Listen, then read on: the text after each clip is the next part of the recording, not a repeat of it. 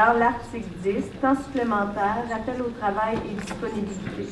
L'objectif ici était de maintenir l'équité, le volontariat et le respect des règles d'application du temps supplémentaire, objectif que nous avons atteint.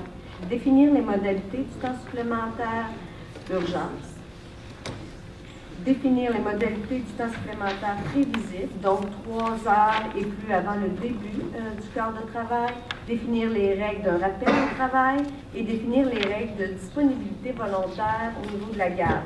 Le rappel au travail est considéré comme ayant pris fin à partir du moment où la personne salariée a terminé le travail pour lequel elle a été rappelée.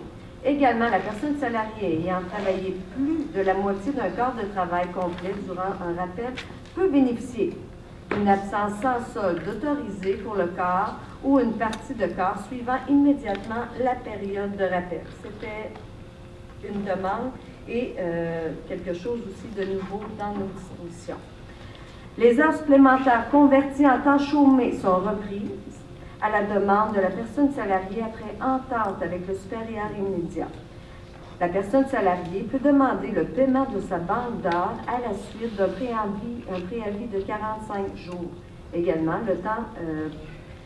le temps banquier doit être pris au plus tard le 31 décembre de chaque année. Sinon, les heures sont payées dans la période de paie suivant le 1er février. L'employeur rembourse les frais de stationnement de la personne salariée qui effectue un rappel au travail si celle-ci ne paie pas de vignette de stationnement à l'installation où s'effectue le rappel.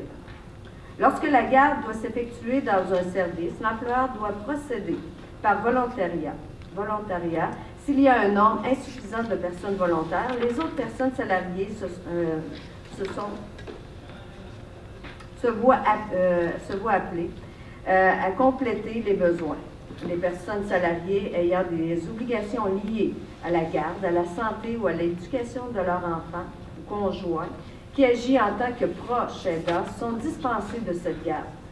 L'employeur ne peut obliger une personne salariée en congé annuel ou en reprise de congé férié de faire la dite garde.